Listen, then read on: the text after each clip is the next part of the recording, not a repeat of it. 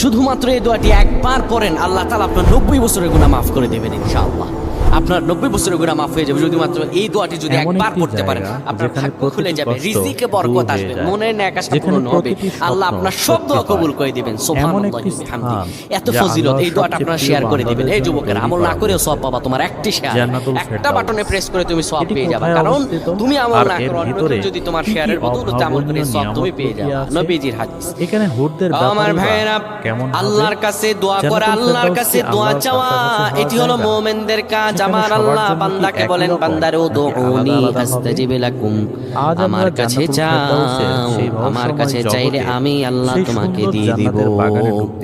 কেউ যদি একবার এই দোয়াটি পড়তে পারে, দোয়াটি হলো রাব্বি ইন্নী যালামতু নাফসি ফাগফিরলি। কেউ যদি এই দোয়াটা একবার পড়তে পারে, আমার আল্লাহ তাআলা তার 90